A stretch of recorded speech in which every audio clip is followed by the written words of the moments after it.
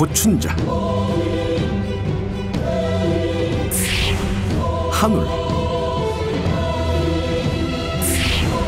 총각선생, 해도령, 한시연. 이들의 거침없는 토크 배틀이 지금 시작됩니다. 빙의에서 일어나는 성적인 집착이 바로 귀접이잖아요. 제가 본 남자는 귀신이 하루에 70번 이상 사정을 하게 하는데, 야한 동영상이나 성인 만화 같은 거를 보면서 하고, 사정하고 지치면 자고 또 다시 일어나서 사정하고, 이거를 계속 반복하는 거예요. 이걸 고쳐달라고 왔는데 딱 보니까 사실은 이런 귀신은 그 부분에 이게 이제 이렇게 빙의되어 있는 경우가 많아서 혀를 또 고기를 잡아야 돼요. 그리고 처음에는 진짜로 이건 진짜 그 목장갑 끼고 거기다 일회용 장갑 끼고 또 빨간 고무장갑 끼고 해가지고 어떻게 살짝 들어서 고기를 잡으려는데 도저히 안 되겠는 거야. 그래갖고 진짜 이거 방송에 나가도 되나 이거? 좋아하시는데요? 아니 진짜 내가 이거 어쩌면 보조개가 들어가서 좋아해. 보조개가 왜 관계 여기서? 아니 입 가리면 안 된다니까 어쩔 줄 알아. 얼굴도 빨갛고. 흉하니까. 뭐야 지금 뭐. 이걸 이렇게 잡아야 되는데 도저히 거기 못 잡겠어요. 그래갖고 이제 제일 우락부락한 여자애한테 너 장갑을 끼고 고기 좀 살짝 들어주가. 그럼 내가 이렇게 싹 잡으마 이랬는데 그게 민감하잖아요. 그래갖고 그냥 또 그냥 딱딱해진 거예요. 그걸 원하고 온 거 아니에요? 그래서 그 다음부터는 그런 경우가 있으면 남자 선생님을 부릅니다. 저는 72살 먹은 할머니가 새끼에 빙이 돼서 기접하는 걸 본 적이 있는데 남자 성기가 계속 들락날락한대요. 자기 느낌에. 제가 볼 때는 조상령이 자궁에 빙이 돼 있는 건데 부모가 일찍 돌아가셔서 집안 사정을 전혀 모르니까 전혀 집안에 대해서 모르니까 그 테마를 하면서 그 자문에서 누구다 내가 누구다 하는데도 아무것도 모르니까 아 진짜 테마가 안 되는 거야. 그래서 저도 포기했던 적이 있어요. 네. 그런데 귀접은 즐기는 사람들도 정말 많잖아요. 제가 본 여자는 남자친구도 있고 다 정상인데 밤만 되면 귀접을 하는 거예요. 귀신하고 하는 거에 맞들려서 테마를 할 때 어찌나 아쉬워하는지 참 어처구니가 없었어요. 그러니까 그런 게 있다니까. 보내야 되는데 못 보내는 아쉬워. 안 보내는 거야. 이 비비꼬면서 안 보내, 그쪽 맞아. 보내야 돼요. 뭐 이런 식으로 하니까 완전히 빠졌구나. 네, 빠졌어요. 지금 해도령 선생이 하면서 이렇게 하는 순간에 매력도 없죠. 딱 보니까 니는 딱 지지바가 됐어야 된다. 고추를 띠갖고 주고 얘 거 띠갖고 나한테 달라주세요. 아니 니 못 써. 자꾸 못 써. 야구 못 쓰지. 야 쓸 거. 아까부터 이상하네. 야 자꾸 쓸 거 같으면 야 저래고 이제 살겠니. 그냥 못 써. 나는 고추를 달고 딱 태어났어야 돼. 진짜. 귀신하고 하면 막말로 좀 아유 난 심각하게 귀신하고 하면 이래. 귀신하고 하면 막말로 껌뻑 간다고 하잖아요. 맞아. 그런 귀신들은 모습도 상당히 외설적인데 아예 여자나 남자의 성기로 보이기도 해요. 귀신의 모습이. 그리고 이 새끼의 빙의가 되면 이유 없이 이제 몸이 아까 우리 해도령 선생님 한 것처럼 막 비비꼬든지 달아오르고 또 붉은 반점, 열꽃 이런 것들이 또 필수가 있어요. 욕구가 계속 끊임없이 생기니까 맞아. 어쩔 수 없이 또 문란한 생활을 계속 해야 되게 되더라고요. 또 이 욕구를 해결을 하지 못하면 굉장히 난폭하거나 신경질적이 되거나 짜증을 좀 많이 내거나 뭐 이런 경우도 있고. 제가 가끔씩 여기 이렇게 열꽃이 피어 이런 건 아닌가요? 이런 건 아닌가요? 그건 모기가 물었습니다. 죄송합니다. 그건 욕구 불만입니다. 네.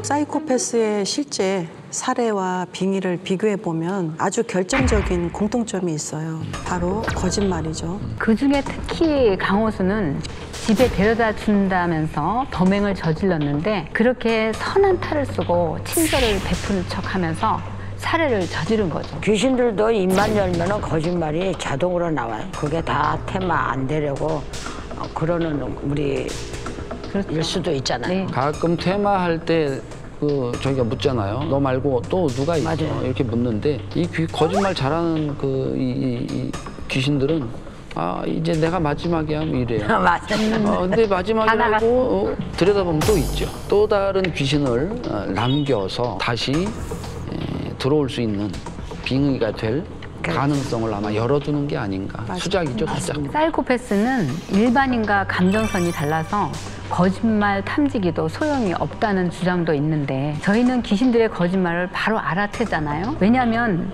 빙의자는 무당의 눈을 똑바로 보지 못하거나 쳐다보더라도 동공이 많이 흔들리기 때문에 그걸 보면 거짓말인지 바로 알 수 있죠. 그래서 저희가 퇴마할 때 너 혼자 있어? 너 언제 왔어? 언제 들어왔어? 이렇게 물어보는데 사실 몰라서 물어보는 게 아니잖아요. 우린 이미 알고 있지만 그게 맞는지 확인하는 과정인 거죠. 귀신이 제일 많이 하는 거짓말이 나 이제 나갈게. 한 번은 퇴마를 하는데 분명히 나갔다고 했거든요. 붓도 다 마무리하고 밥까지 다 먹고 그랬는데 귀신의 행동이 탁 잡히는 거예요. 그래서 바로 다시 퇴마를 해서 귀신을 잡아 뺐는데 보통 거짓말을 많이 하는 귀신들은 퇴마를 많이 경험해봐요. 그러니까 이전의 테마가 제대로 안 돼서 거짓말을 능수능란하게 이렇게 하는 거지. 그 다음으로 귀신들이 제일 많이 하는 거짓말.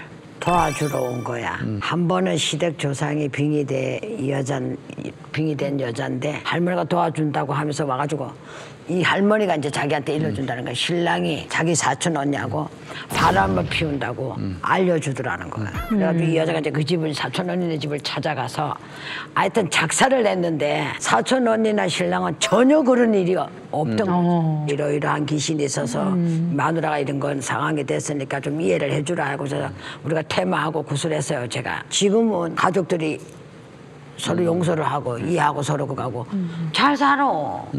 그리고 제일 많이 하는 거짓말이 나는 신으로 왔어 이거죠. 저는 신명을 가장해가지고 3년 동안 신당에서 불려줬던 귀신을 본 적이 있어요. 근데 점을 얼마나 잘 보는지 잘 봐요. 그 무당을 엄청 불려준 거예요. 그리고 신명이 하는 행동을 그대로 해요. 허주라는 느낌이 없는 거예요. 진짜 영으로 그 존재를 보지 않았다면 누구나 다 속아 넘어갔을 거예요. 진짜 깜짝 놀랐어요. 말 그대로 귀신 쪽집게네. 그런데 허주를 이게 구분하기 힘든 게 점을 잘 봐준다는 거잖아요. 대신 능력은 없으니까 굿떡을 보게 해줄 수는 없어서 굿한 뒤에 제갓집이 뒤집어졌다. 뭐가 잘못됐다. 뭐 이런 소리가 괜히 나오는 게 아니에요. 그래서 간혹 손님이 굿을 하기를 망설이거나 취소를 하면 허주를 모신 분들의 특징이 있어요. 악담을 퍼붓고 욕을 하고. 저는 그런 무당들이야말로 허주에 빙의가 됐을 가능성이 아주 높다고 생각합니다. 선생님들 중에 혹시 채소 있죠? 채소. 네. 했어? 채소를 신으로 모신 무당 본 적 있으세요? 채소를 신으로. 야채요? 저는 물을 모신 사람을 본 적 있어요. 아무리 천신만신이라지만 어떻게 물로 오겠냐고. 그래서 그 사람은 그 물을 모셔놓고 자기 말이 다 맞는 줄 알면서 착각하면서 하는 거야. 그러니까 거기에 손님이 한 명이든 어떻게든 뭐 소개로 왔든 자기 말이 다 맞는 줄 알고 얘기를 하는 거야. 결국에는 이거는 아니다 해서 이렇게 하기는 했는데 그 다음에 또 그렇게 또 모셨더라고.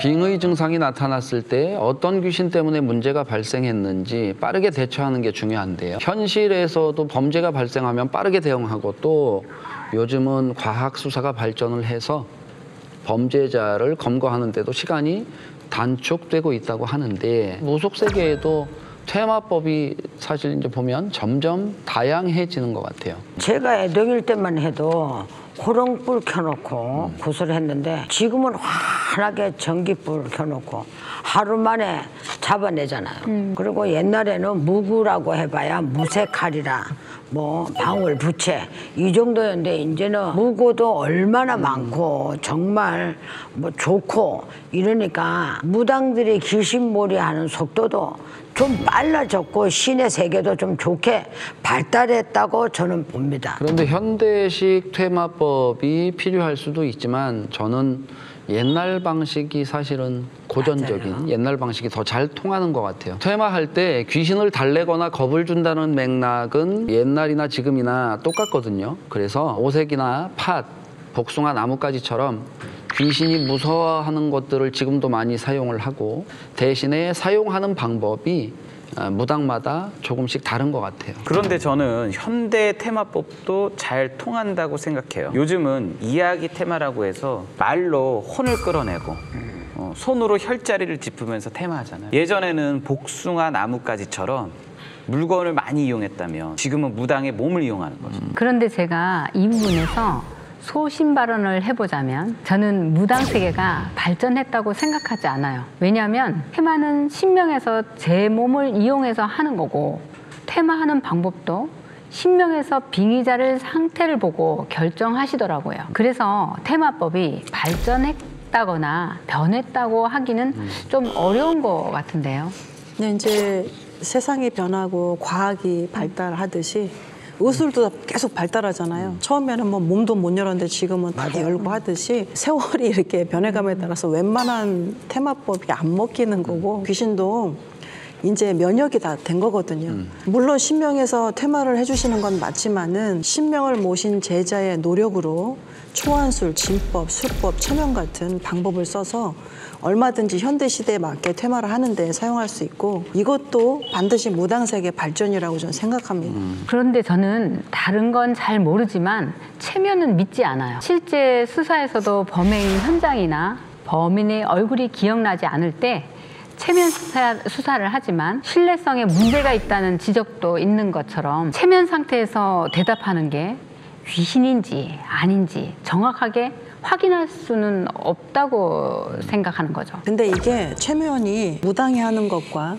뭐 프로파일러나 현대의학에서 하는 체면이 다른 거예요. 다른 거겠죠. 네, 이미 내가 보고 듣고 다 알고 있는 건데 어떤 사건의 충격 때문에 기억들을 되찾게끔 다시 끌어올리는. 기억할 수 있도록 도와주는 것이고 무당이 하는 퇴마는 이 영역 자체를 체면. 이쪽으로 이렇게 넘어가는 거예요. 그쪽 세계를 들여다보는 거기 때문에 엄격하게 신의 영역이고 신의 능력으로 신의 능력 안에서 하는 거기 때문에 이건 어떤 이게 의학적인 재주를 부려서 하는 게 절대 아니거든요. 그래서 퇴마할 때 빙의가 너무 심해서 폭력적이거나 강한 트라우마 때문에 스스로 마음을 닫고 열어놓지 못한다 그러면 영적 체면을 걸어서 이 사람의 육신의 힘을 다 빼고 혀를 다 편안하게 해놓은 상태에서 들어가기 때문에 저는 굉장히 좋은 테마의 대안이 될 수 있다고 생각해요. 제가 체면에 회의적인 이유는 넋을 놓고 있는 상태에서는 말을 건지지 말아야 하기 때문이에요. 왜냐하면 그 말을 통해서 또 다른 귀신이 찾아온다는 거죠. 그리고 체면으로 전생을 본다고도 하던데 저는 전생을 보는 무당으로서 가끔 납득하기 어려운 결과를 보기도 했어요. 혹자는 오히려 저에게 반문할 수도 있겠지만 솔직히 저는 지금도 체면을 믿을 수가 없어요. 저는 최면 상태에서도 퇴마가 가능하다고 봅니다. 왜냐하면 마음이 다친 빙의자들은 사실 온정신일 때 대화를 우리가 이끌어내기가 정말 쉽지 않아요. 그때 최면을 이용하면 빙의된 귀신을 조금 더 효과적으로 밝혀낼 수 있다고 생각이 드는 거죠. 최면으로는 퇴마는 불가능하다고 봐요. 왜냐면 저는 최면을 경험을 해봤어요. 기억을 되돌려서 그 순간의 감정이나 트라우마, 잔혹 속에 있는 어떤 기억을 잠깐 지우거나 없애기 위해서 동기부여를 해주는 거지 그게 귀신을 퇴치하는 건 아니거든요. 그러니까 최면으로 귀신을 퇴치할 수는 없어. 이거를 그렇지. 진단을 하는데 도움을 테마를 도움을 주는 것이지. 그러니까 이 최면은 그 테마는 아니라는 거지. 우리가 주장하는 거는 그걸 어느 정도 끄집어 올리려고 마음을 여는 어떤 과정에 섞어서 한다는 도구로 말씀이 쓰는 거죠. 그지 도구로. 도구라고 생각하고 동기부여나. 예 그렇게 하는 거기 때문에 이 테마는 저는 생각할 때 뭐 배우는 것도 아니고 공부해서 할 수 있는 테마가 난 아니라고 생각하기 때문에 분명히 신명에서 테마를 해주셔야 된다는 게 저는 아니 그러니까 절대적인 생각. 저기 그 한시원 선생님은 최면 자체를 믿지 않는다 했던 네네. 것에 이제 제가 말을 한다면 그거는 퇴마의 한 일부분인데 의학에서 말하는 최면과 우리 무당이 하는 참여에 다르다 말씀을 드린 거고 이게 굉장히 중요한 역할을 한다라는 말을 하는 거죠. 사이코패스와 빙의가 비슷한 점이 많지만 분명히 다른 점들이 존재하는데요.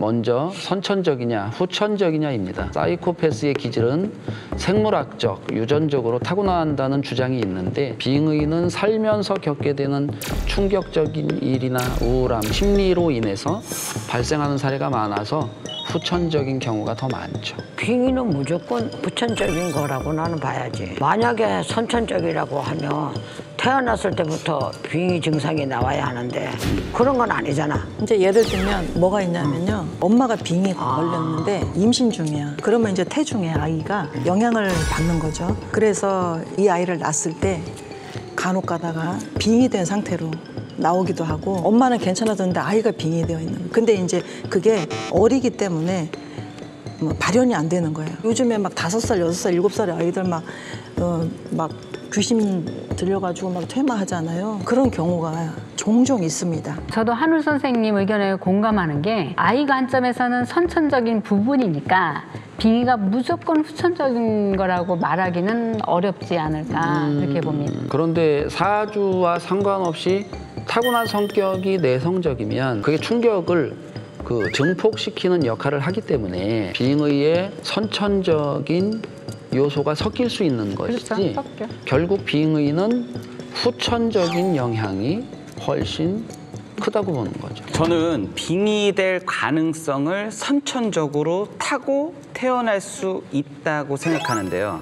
그러니까 빙의도 유전적인 요인이 있다는 거죠. 왜냐하면 부모 중에 귀문이 열린 사주를 갖고 있으면 80% 이상 자식들도 그런 사주를 갖고 있더라고요. 근데 60갑자라는 사주 팔자를 보면 자가 의미하는 신법이 있고 축이 의미하는 신법과 귀신이 다 그렇게 다 있어요. 그래서 풀어서 사주를 열어서 보면 선천적인 영향이 굉장히 많다는 거죠. 물론 빙의라는 건 씌어서 도중에 조상의 영가나 어떠한 환경에 의해서 지배돼서 올 수 있는 후천적인 것도 있지만 분명히 선천적으로 어느 정도의 기운을 갖고 있어야 그것도 또 확률적으로 많다라는 거죠. 저는 반대입니다. 왜냐하면 사주에 정해진 대로 선천적으로 우리가 빙의가 되기 쉽거나 혹은 귀문이 열리기가 쉽거나 할 수 있는 사주들이 있을 수는 있어요. 그렇죠. 그러니까 그 얘기. 사주에 전혀 귀문관살이나 어떤 귀신을 받아들일 수 있는 그런 살이 없는데도 불구하고 갑자기 어느 사건, 어느 요인으로 인해서 빙의가 돼서 오는 자들이 더 많아요. 그러니까 있는데 선천적인 게 이제 많아서 있으면 깔려 있으면 신기도 빙의가 열려 있는 어느 빙의 정도의 그 기운이 있는 사주에서 신기도. 자, 우리가 사주를 논하는 게 아니잖아요. 지금 사주를 논하는 게 아닌데 사주를 놓고 보자면 저는 신의 사주가 전혀 없어요. 제 사주에는. 그런데 신의 길을 가고 있잖아. 이거는 사주와는 별개의 문제라는 거죠. 귀신이 집안에 누군가가 빙의가 됐으면 얘가 그냥 집 밖에서 귀신이 빙의돼서 오는 경우도 많이 있는데 간혹 가다가 선천적인 문제로 인해서 할아버지부터 아버지 때로 쭉쭉 내려와서 이게 신이 아닌 어떤 허주나 잡신이 계속 내려오는 경우가 있다는 거죠. 그래서 저는 대물림은 유전처럼 될 수 있다. 그러나 이게 누구에게나 당연히 빙의가 되는 것은 아니다. 이렇게 생각을 해요. 빙의 말고 그걸 우리 신으로 생각해봐요. 무당들 중에 엄마가 신을 안 받아서 딸한테 갔다. 이런 얘기를 하는데 그거는 이미 딸한테 신이 있는 상황에 엄마가 신을 받으면 딸한테까지 안 퍼질 건데 그렇지 못해서 딸한테 있는 기운이 더 강해지는 거잖아요. 딸이 그 줄이 없으면 엄마가 신을 안 받는 데서 이 딸한테 갈 수는 없잖아요. 오히려 며느리한테 가면 가고 뭐 사이한테 가면 가고 뭐 이런 줄이 있는 사람한테로 넘어가지 그 딸한테 무조건 넘어간다는 건 잘못된 아니에요. 거잖아요. 그러니까 제가 볼 때는 그런 의미나 우리는 같다라고 생각해요. 어쨌든. 그런데 연구 결과에 따르면은 사이코패스는 여성보다 남성에게 2~3배 높게 나타난다고 합니다. 저희가 오늘 다룬 3가지 사례도 모두 남자였고요. 그런데 저는 경험상 빙의자는 여자가 더 많은 것 같아요. 대체로 남자보다 더 예민해서 빙의가 더 많이 될 수 있고 표가 더 많이 난다고 봐요. 그만큼 여자는 이제 모성의 본능, 음의 기운이고 남자는 활동의 본능이죠. 음기인 귀신도 여자를 더 잘 찾아올 수 있어서 빙의자는 여자가 더 많은 것 같긴 해요. 무당도 박수보다는 무녀, 여자가 더 많거든요. 맞아요. 요즘에는 박수들도 너무 많아졌어요. 저는 이렇게 다니다 보면 아유 여기저기 다 경쟁자들이 아주 너무 많아졌어요. 근데 유독 여자한테는 남자 귀신이 많은 것 같고 남자한테는 여자 귀신이 많은 것 같아요. 그건 오로지 귀신 취향이 아닐까요? 귀신이 여자를 좋아하는 성향이면 여자한테 가고 남자를 좋아하는 성향이면 남자한테 가고 그런 것 같아요. 그런데 남자보다 여자가 더 감성적이라 그런지 제가 본 여자 빙의자들은 유난히 슬픈 연가가 많더라고요. 그리고 음란한 연가도 유난히 여자들을 찾아오고 왜 자궁에 붙어있고 뭐에 이게 다 거의 보면 여자한테 많이 퍼센테이지로 보면 5대5는 절대 갈 수가 없고 여자들이 조금 더 많아요. 7대3? 그런데 슬프든 음란하든 자기랑 주파수가 맞으면 치고 들어가는 거지 뭐. 귀신이 무슨 남자 여자를 따져요. 귀신은 귀신이 주는 기운 똑같아요. 그리고 빙의가 되면 우리가 생각하는 것 이상으로 정말 헤아릴 수 없는 고통에 살게 돼요. 그러니까 주변에 빙의로 고통받는 분들이 계시다면 무서워하거나 경계할 게 아니라 시선이라도 따뜻하게 해주셨으면 좋겠어요.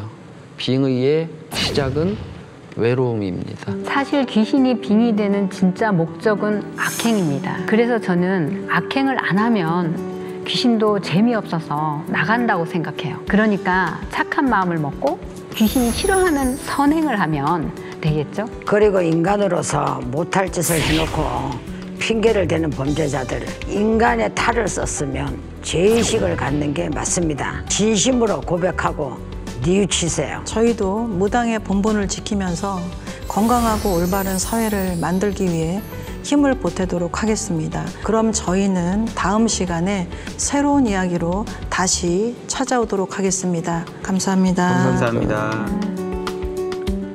미스터리 서클에서는 폐가 흉가 또는 빙이나 잘못된 신내림 등 영적 고통으로 솔루션이 필요한 분들의 제보를 기다립니다.